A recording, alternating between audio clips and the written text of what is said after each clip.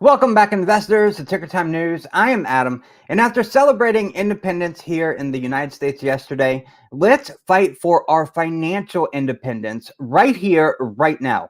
Join investors just like you and me in beating this crazy market by clicking the first link in the description to get the insights that you need to help you along your investor journey.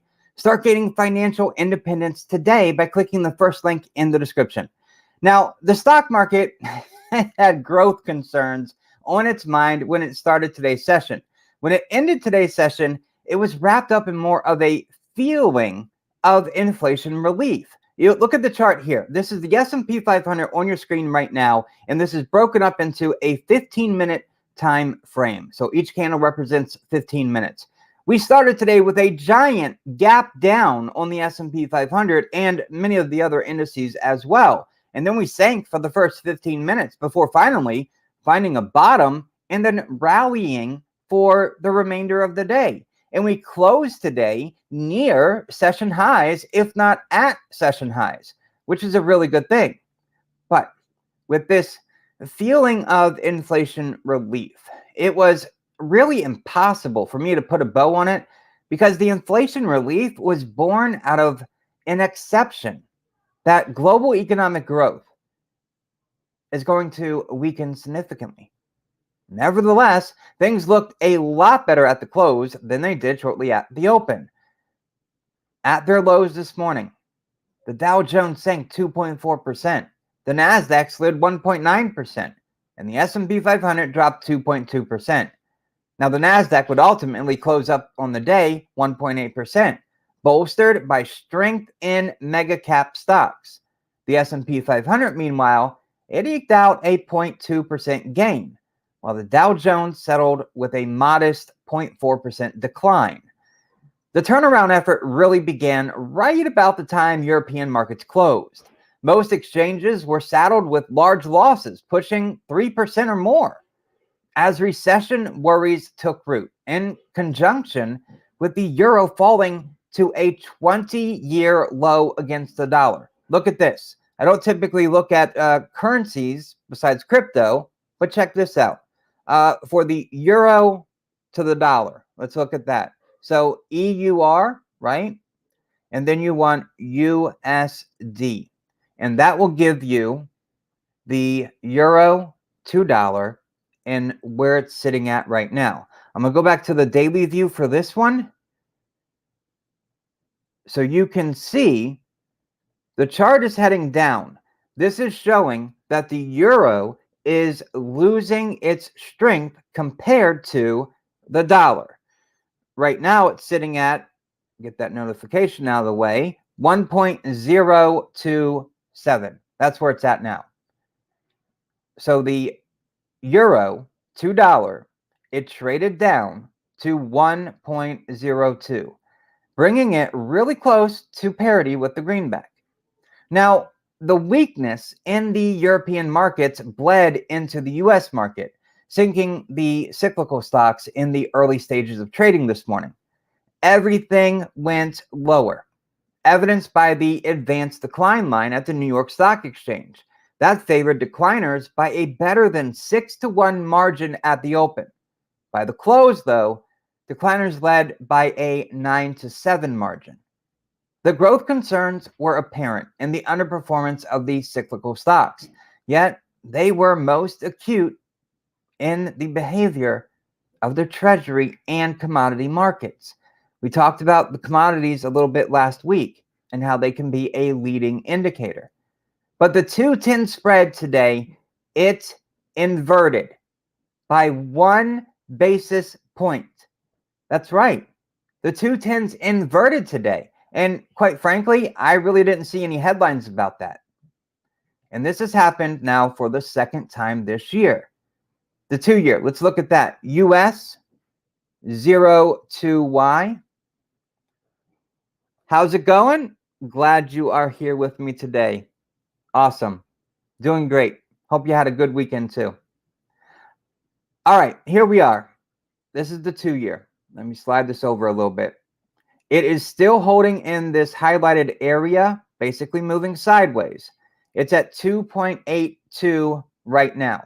but it settled down a basis point today, and it is holding at that level, 2.82. The 10-year, however, let's look at the 10-year. US 10Y. The 10-year settled its session down 8 basis points at 2.81, and that's exactly where it sits right now. Let's clean this up a little bit. I want to make sure these lines aren't blocking, because that support area did not hold. Now, why do rates go down instead of up in the bond market? Why is that? It's because people are trying to flee to safety. They would rather put their money in a bond. I'm just trying to, my goodness, I'll just get a new line. And as that occurs, the price actually drops. It goes down. All right, we still have this support and then resistance line right here. So I'm going to keep that one up. That one's old news. All right, so now we're sinking here in the bond market. Could that continue? Well, it's up 0.3%. Really, really small move in the after hours. So maybe. When the 10-year comes down, that means mortgage rates come down, right? That means it becomes a little more affordable to buy a home. I think that's just temporary. Now, the other big deal here is the inversion that occurred today with the 10-year yield and the 2-year yield. It happened earlier in April of this year. When you have an inversion of the 2 10s, as it's called, that means you are going to have a recession in the next 12, 16, 18 months. Could, because I believe we're in a recession right now. I believe, well, we know Q1 was a contracting quarter. I believe Q2 is also a contracting quarter. Just think, the Atlanta Fed and their GDP Now tool, it estimates that Q2 has contracted by greater than 2%. That's pretty big. That's a big significant contraction. So what could this be saying then? Could it be saying that maybe this recession is going to last 4 or 5 quarters? Not just be a quick in and out recession? That maybe this recession is going to last a little longer than some are anticipating. That's kind of my read here. All right, let's look at crude, because something really happened in the crude futures. US OIL, that'll take you there. WTI crude futures plummeted, and I mean hard, down 8.1% to $99 a barrel. 99. It broke below $100 a barrel today. That's significant, because I believe for us to kind of find a bottom, maybe a bottom to this recession, maybe we've got to get down to 80, 85, 75 dollars a barrel, maybe somewhere down there, but definitely not at 100. But this is a big change, because that was a big drop. Unleaded gasoline futures, they dropped 9% to $3.34 a gallon. Now, you can see on the screen here, bottom right corner, WTI crude futures are no longer at 99. They are up slightly. They're back at $100 a barrel right now. So a small, slight move higher. I think a rebound tomorrow could be possible, especially if we continue to get more, I guess you could call it good news about the China economy reopening. But is it reopening into a recession? Are Chinese consumers going to start spending or saving? That's the big question, right? That will lead a lot, well, that will be a leading indicator for a lot of commodities. Can commodities continue to come down, or commodities start rising again? That's one of the big questions, something we have to continue to watch. Now, copper futures also fell pretty hard today. One way to get to copper is just spell it out, copper, and just go with your second one there or third one. Either one will work fine. Tap on it, click enter, and you can see how copper has been falling. And remember, what is copper? It's used in nearly everything. And copper is a sign of economic growth. When copper prices are dropping like this, that means nobody's buying it. And if nobody's buying it, how are they making all of those chips that we need for the electric vehicles, for the smartphones, for the computers? They're not. That's not a good sign for semiconductor stocks. It's not a good sign for electric vehicle stocks per se. I mean, I guess there could be 50-50 on that one. But it's not a good sign for the overall economy. That's the point. But gold, because remember, I showed you the copper to gold ratio, and we talked about that last week and how it's a leading indicator, and it's something that's very important to watch. Let me just hop over here to the comments right quick because I don't want to miss your comments. Crazy day. The watch list was red in the morning. Took advantage with buying some PayPal and AMD. Good job. Yeah, today was a nice dip this morning, and if you want to do a swing trade, today was a day, today was definitely a day to do it. Grabbing some at the bottom for sure.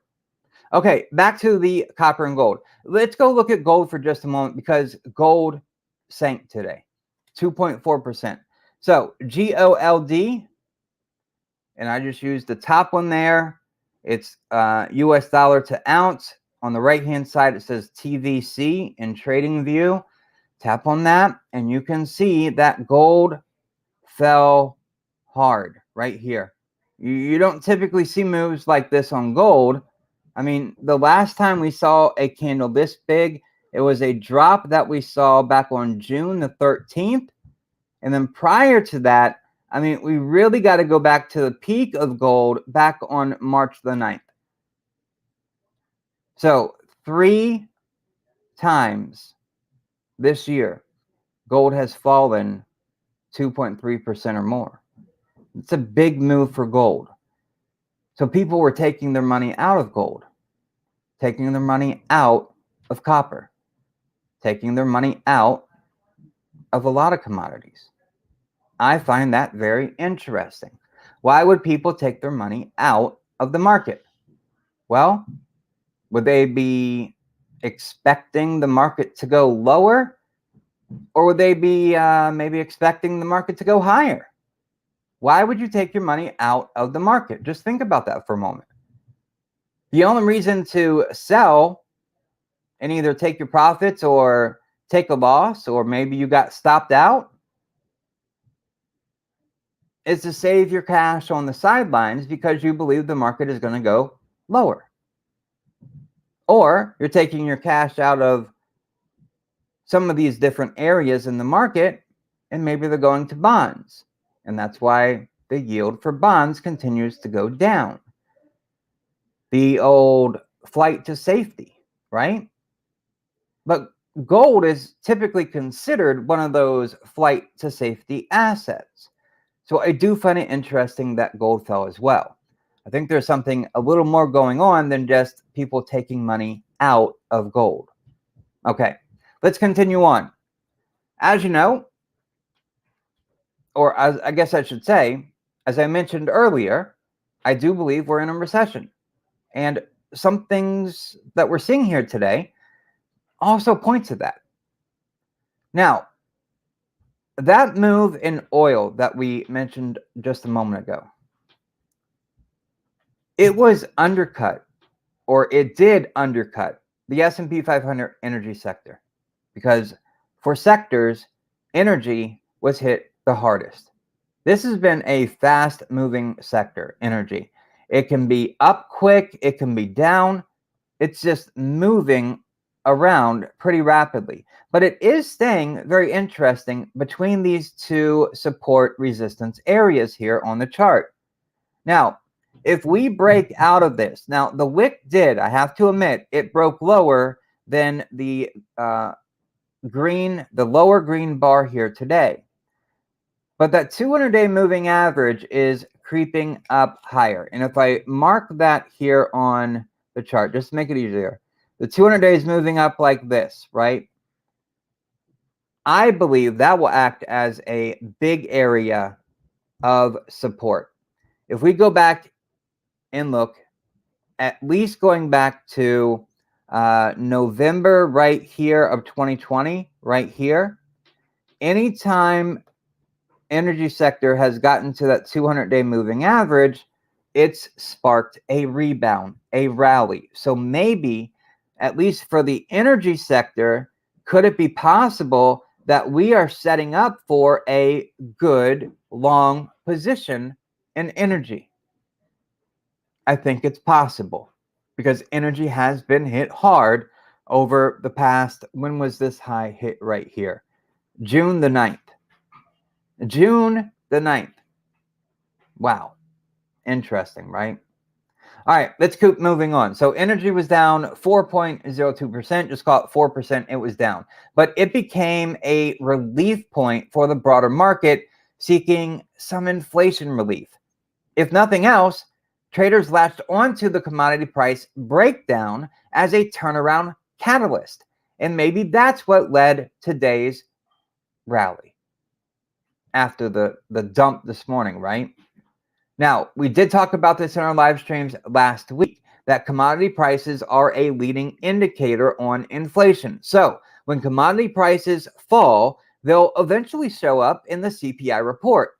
However, it does take time, and it will not show up in our next report. That's too soon.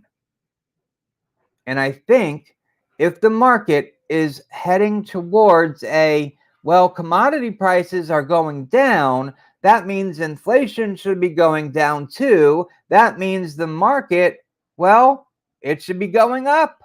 And let's go up. Well, they tried to go up and succeeded today, bringing it right back into its wedge right here. See that? It opened underneath this wedge, right back into it at the close. So with this, what do we have? We have two periods in the market as constant cycles. They are expansion and contraction, right?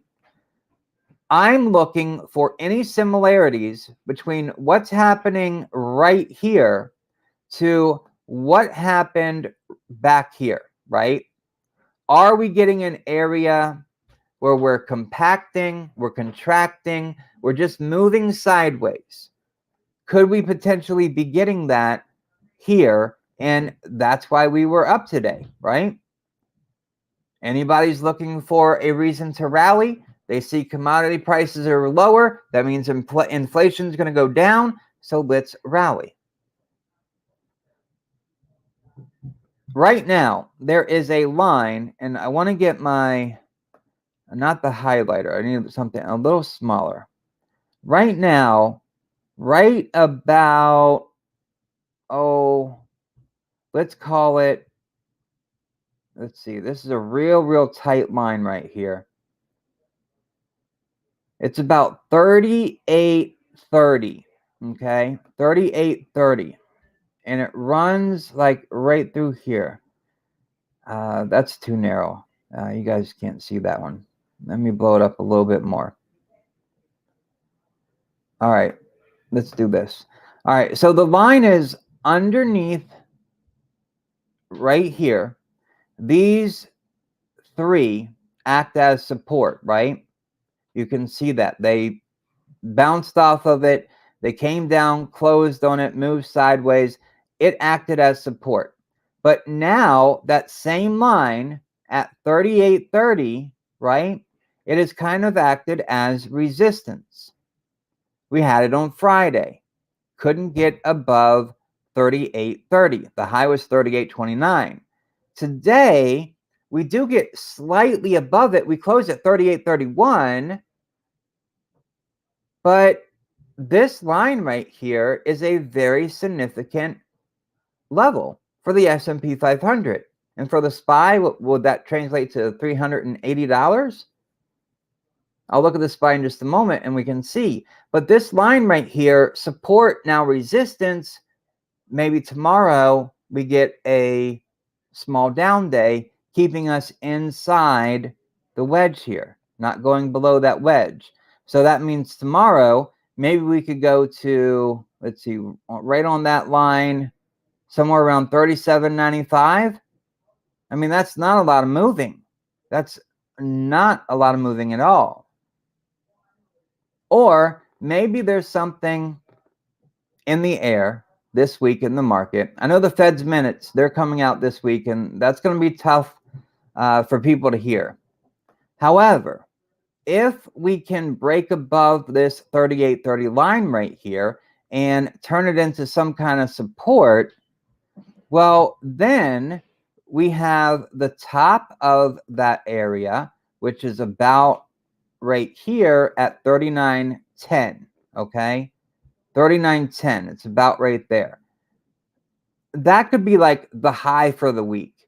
The low for the week, well, we could go down to this purple line down here, which is, if we look at lining up with tomorrow, that's about 36.70, right about here, okay? So maybe that's the two areas that we could swing between this week as we're looking to maybe consolidate or contract like we did right here, right?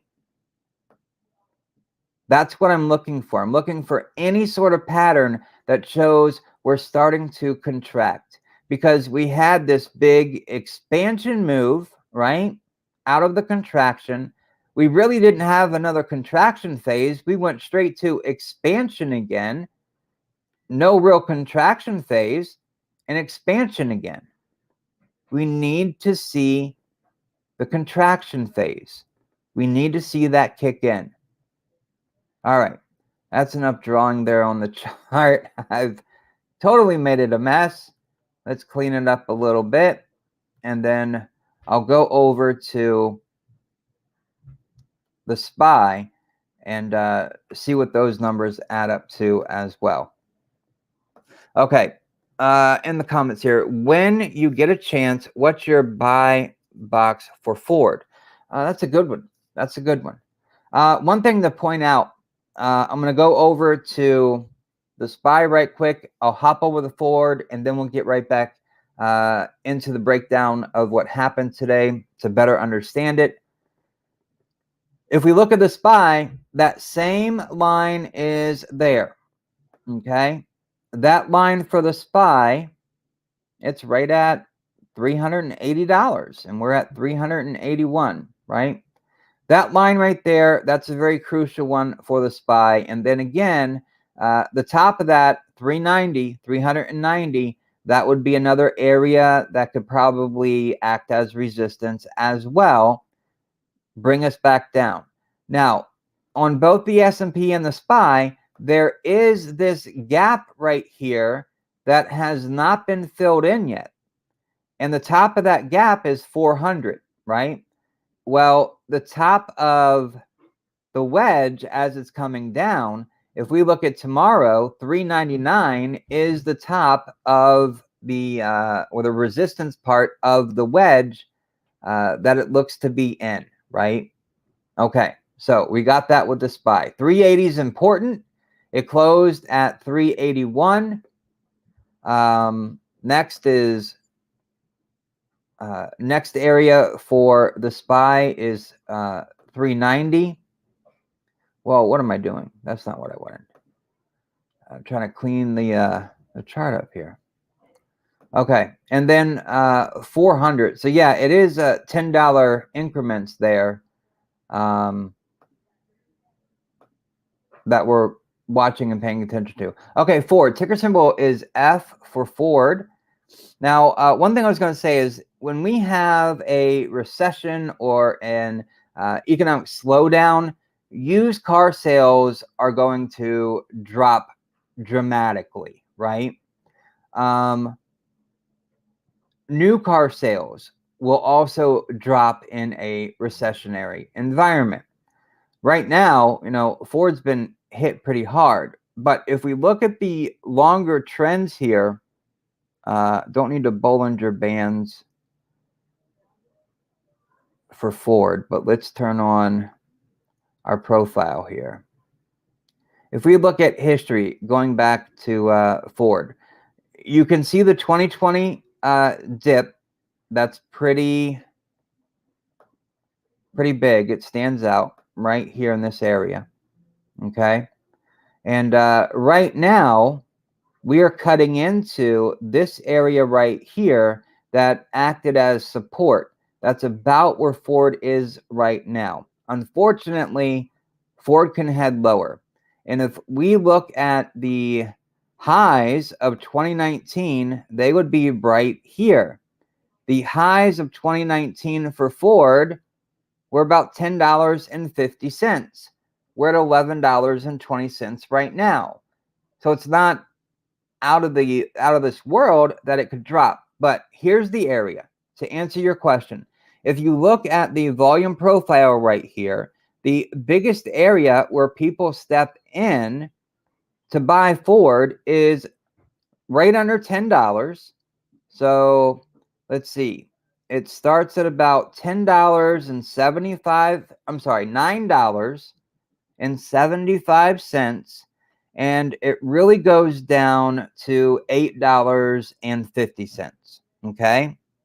So 9.75 to 8.5. That's an area where people step in to buy Ford, right? So somewhere in this area right here. Not a very big area, but that area there, 975 to 850.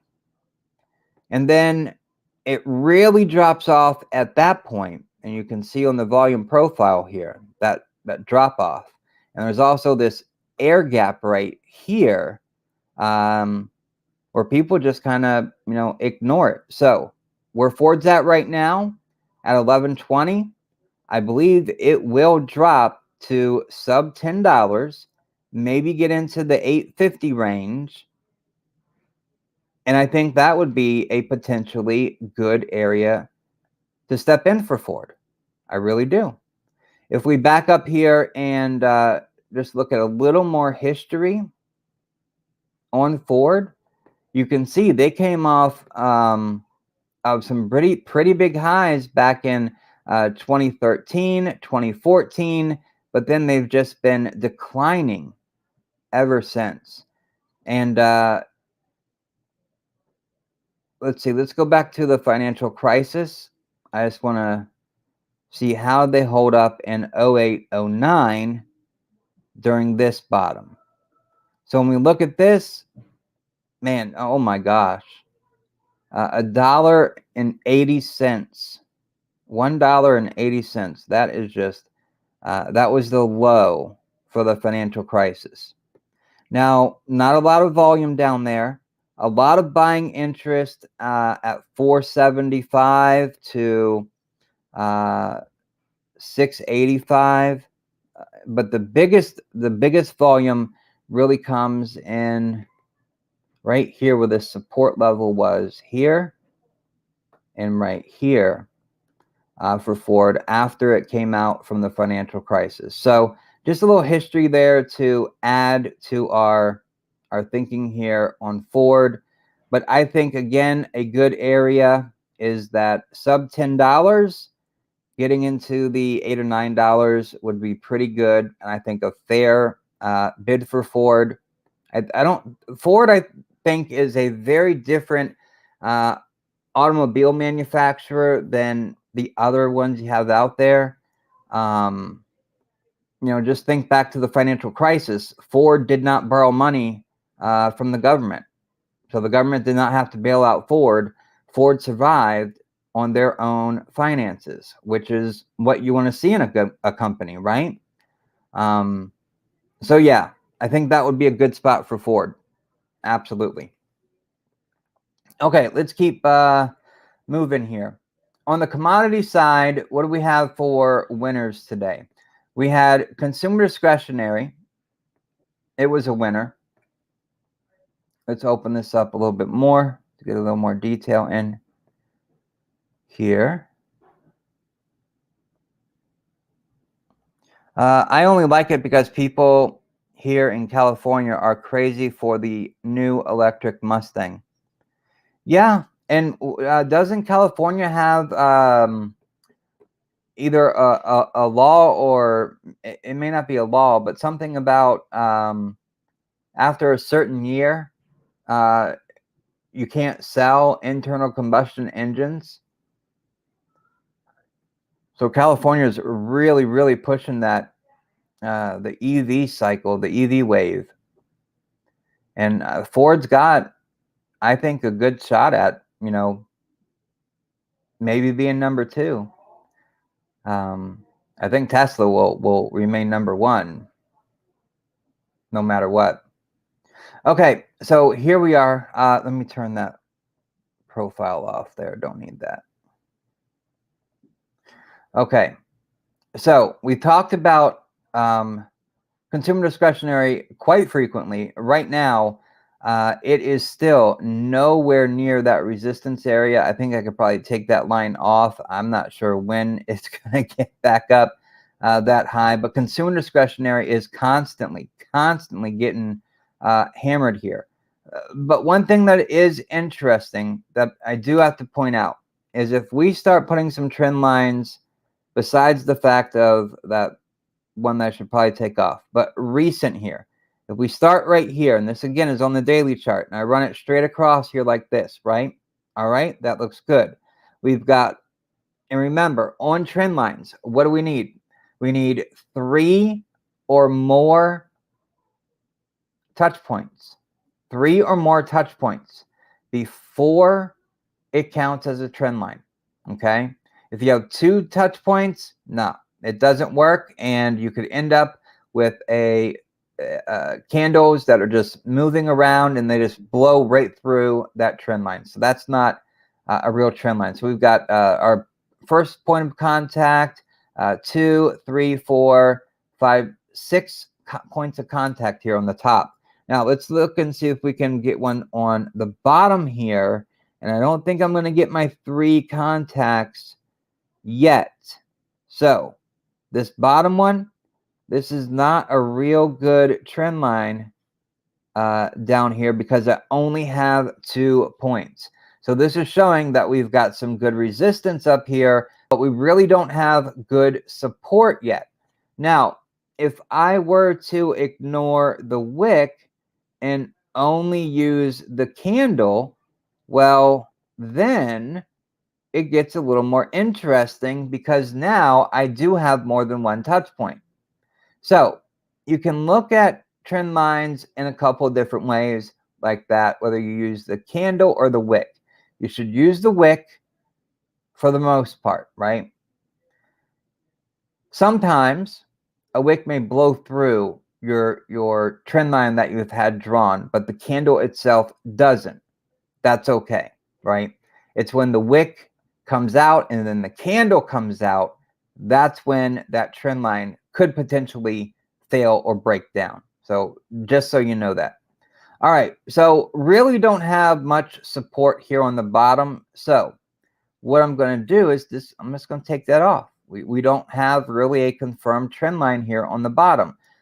But of note, what I would point out though is we do have this low made here, and we do have a higher low being made. Now, we have lower highs being made, and we can see that with the trend line, and we've got plenty of touch points there. So even though we don't have a trend line on the bottom, we can clearly see maybe we've got a triangle starting to pop up here, right? That could lead to either more pressure to break down, or it could lead to momentum and push it up. But we are getting to a point where price action is going to consolidate even more. At least that's what I believe I'm seeing here on the chart. Next up would be information technology. It was up 1.2% today. Let's look at that real quick. Same type of pattern here. We did have a trend line here at the top, right? It had the connections, but we're really not getting back to it. So we need to adjust that and see if we can't get something to connect. And when we try, we do. Okay. We've got our first point of contact, second, third, and fourth. That works. Can we get one at the bottom? Yes, we can. We have got 1, 2, 3, 4, 5 points of contact. So we kind of have this symmetrical triangle forming. And really all it's saying is that price action is getting tighter, right? And that eventually, soon, something's going to break. And we're either going to have the momentum to push it up, or we're just going to break down and fall lower, right? It's real tough with the information that we have on hand to say, you know what, maybe this is going higher. And let's look at this. In the information technology sector, it was led today by Alphabet. GOOG is the ticker symbol for Alpha. You also have GOOGL. Look at that big candle for today. And this is the daily time frame again. Alphabet has really been moving sideways. It has a bit of a top right here. Could this be a double top? Maybe. It really could.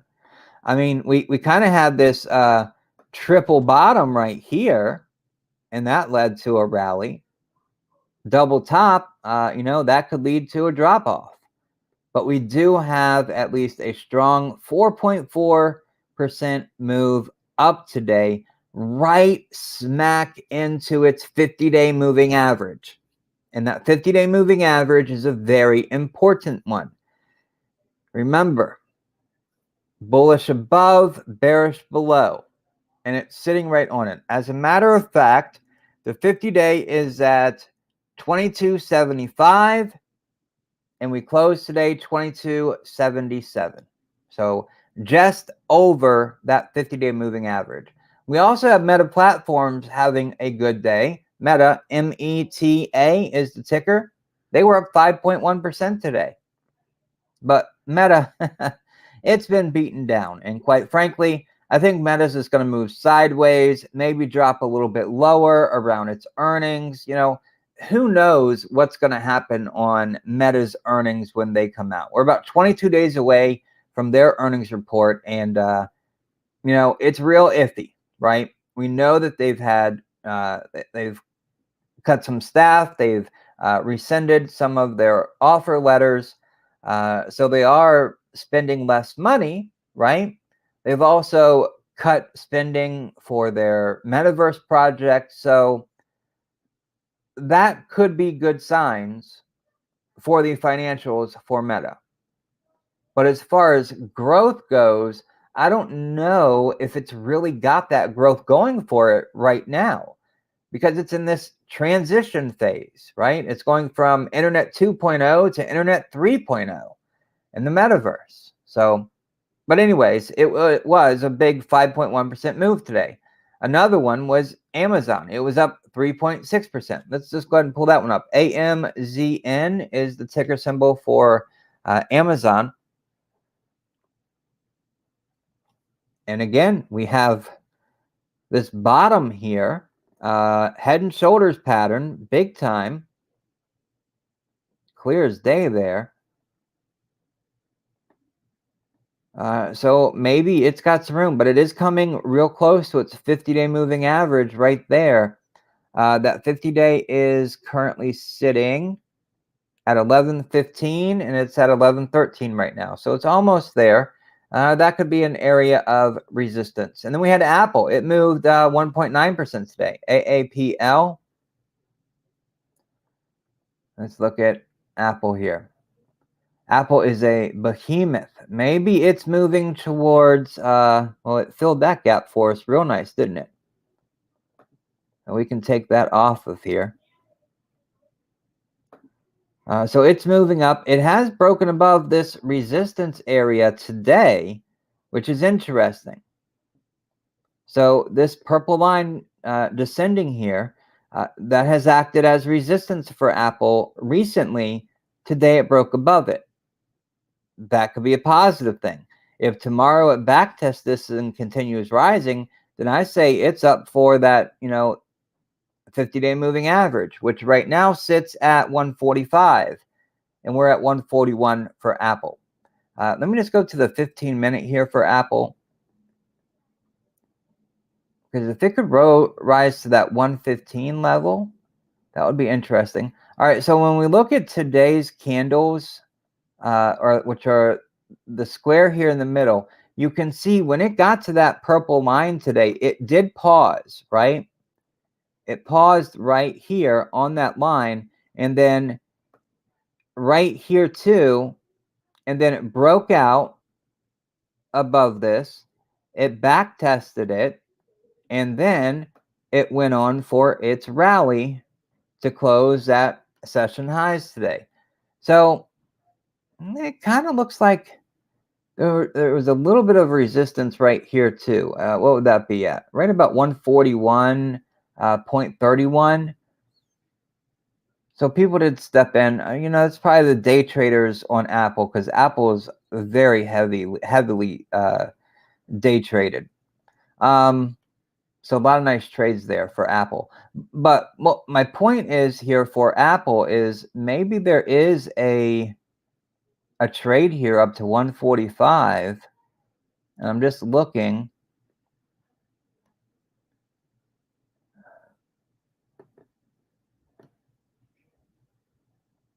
Let's see here. Let's go back to, let's go to the 4-hour right quick.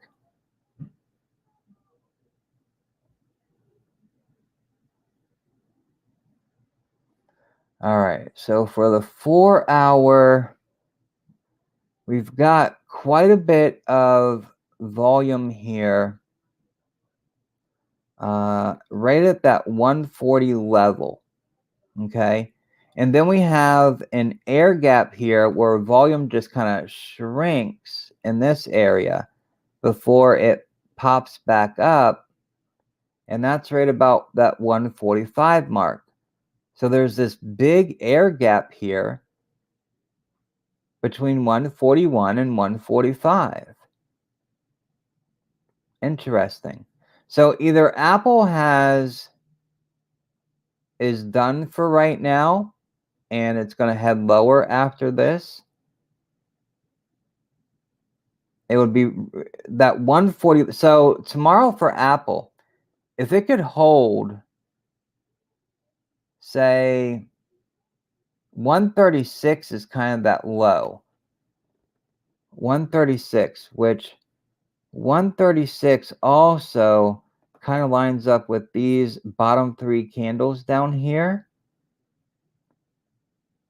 So I would have to imagine that's its range. If it could back test and stay above 139, 140 right here, then I think it could potentially have a nice move up to 145. And then we run into some pretty big volume again there. Interesting. I like how this is looking for Apple right now. I really do. I think there could be a trade there for Apple up to 145. And then it'd probably hit some resistance. Maybe just before it. If it breaks that 143, then it's definitely going to go to 145 because there's nothing there to stop it. You can see that clearly with this gap right here, this air gap right here. So there's nothing there to stop it. It breaks above 143, it's going to 145. Okay, sorry, I just did some rambling there on Apple. I see a setup here for it if it could continue moving like it has been, going up to 145. The max would probably be about 148 to 149. And then it's going to run into some much harder resistance. All right, let's keep moving on. Today's worst performing sectors, we talked about energies. We have utilities down 3.4%. We also have materials down 2% and industrials down 1.5%. Now, what I love to compare every day, you should probably know these two ETFs by now. The Vanguard Mega Cap Growth ETF, ticker symbol MGK. That's how I measure the mega cap growth stocks and how they're performing. And they did good today, up 1.8%. All right, 1.8%. Still moving. It's that 50-day moving average is coming into play, and it's probably acting as a magnet, pulling these stocks closer to it. That 50-day moving average is currently sitting at 188. And we're at 186. So yeah, I think it could get there. Okay, so remember, 1.8% for mega cap growth stocks today. They were up 1.8%. Whereas the Invesco S&P 500 equal weight, it closed today. Well, ticker symbol first is RSP. But it closed down today 0.2%. Maybe we could round that. No, we can't round it. 0.2%. So being up 1.8% for mega cap growth, equal weight for the S&P 500, and it was down today. So not a lot of strength there in the overall broader market here for the S&P 500. Now, if we look, we are definitely in a contraction phase. Okay, I already got it. We're in a contraction phase right here, and this is what I want to see in the S&P 500. I want to see contraction. Again, just like we had back here. This contraction that we had here, that was great, but then it led to the expansion going down. And I think the expansion here, I'm looking for a summer rally. I really am. There are some things that are starting to show that, hey, you know what? I think we could probably get a summer rally going on. But I don't think it's a turnaround or a bottom for this market, because I do think this market is going lower. Now, in today's economic data, let's talk about that for a moment, because we did get some news. We got factory orders for manufactured goods, and it actually increased 1.6% month over month in May. The expectation was only a 0.5% gain. So 1.1% on top of that, big surprise today. And that was following an upwardly revised 0.7% increase in April. So a 0.9% from the revised number from April. Now, shipments of manufactured goods rose 1.8% after increasing 0.6% in April. Now, the main takeaway here is the understanding that order activity was much stronger than expected in May. However, the market is not responding to that consideration so much as it's responding to the notion that order activity is likely to weaken in the coming months as global economic activity slows down. So that's what makes today's rally seem hollow. Now, looking ahead to tomorrow, market participants will be focused on the May jolts. Jolts are the job openings. There were 11.4 million job openings reported for April. Are we going to get that? We also get the June ISM non-manufacturing index. Both of those report at 10 a.m. Eastern. So watch that time frame, 10 a.m. Eastern. We could get some movement off of what the numbers say. We also get the Fed minutes from the June 14th through 15th FOMC meeting. They come out at 2 p.m. Eastern. The JOLTS numbers and the Fed minutes are the two reports that hold enough weight to move the markets. The JOLTS, it's a recession watch. Are job openings being taken off the market as companies anticipate an economic slowdown? For the Fed minutes, what are we looking for? Well, how hawkish or how aggressive were the Fed members talking about inflation? Did inflation catch the Fed off guard? And what could we learn about the Fed's upcoming July meeting, which is on July the 26th and 27th? So on July 27th, make sure you circle that in red on your calendar. That's a big day for this market. Will the Fed raise rates by 75 basis points like they have been talking about? Or will the Fed think that they've overdone it and lower that? Maybe a 50 or 25 basis point. The Fed loves to keep us guessing, don't they?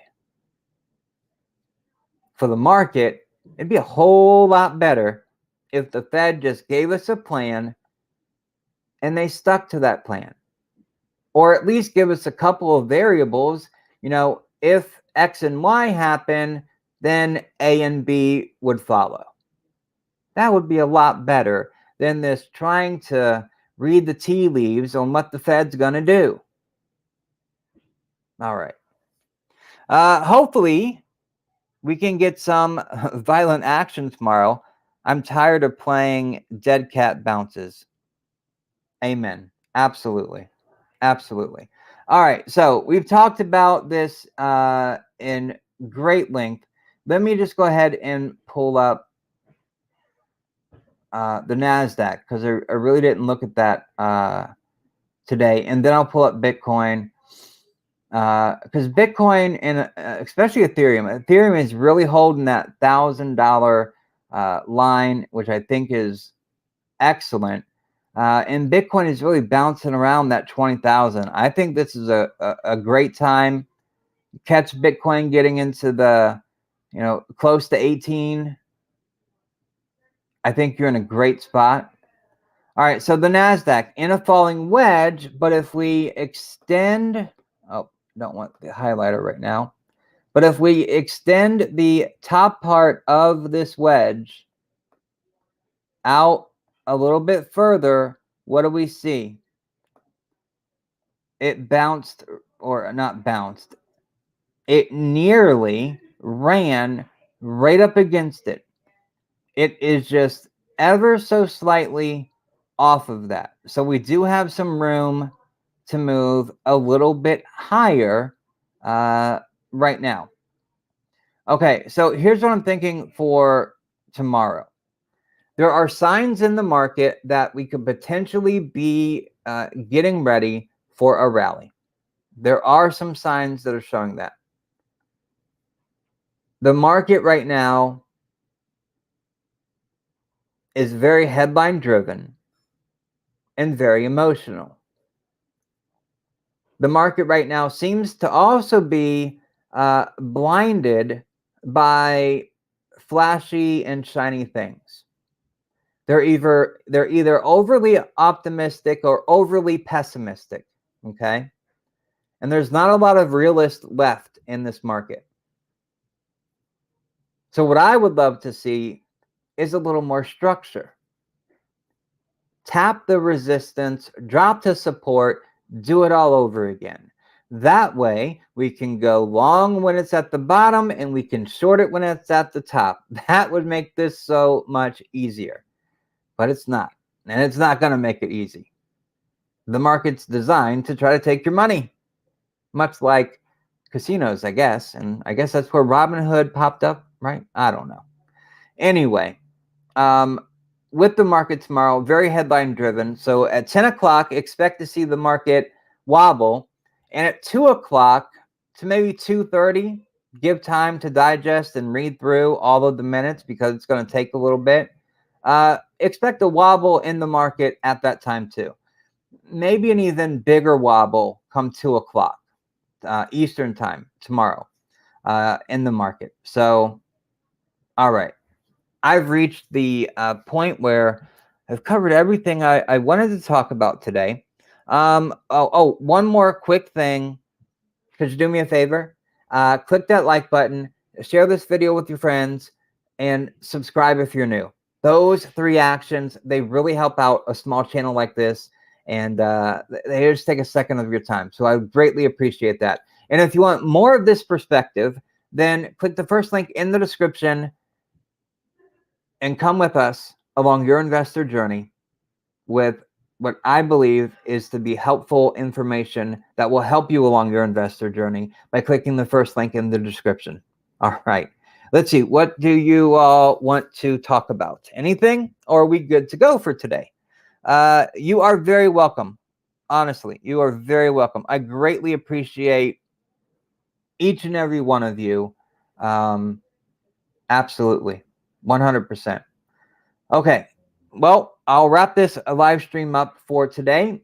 Thank you again for being here with me. I greatly appreciate your time, your patience, and hopefully you picked up something that you can take and use while you're investing or trading tomorrow. And I'll see you tomorrow after the markets have closed, and we'll do this all again and digest what happened and talk about it all. All right. You are very welcome. Absolutely. You are very welcome.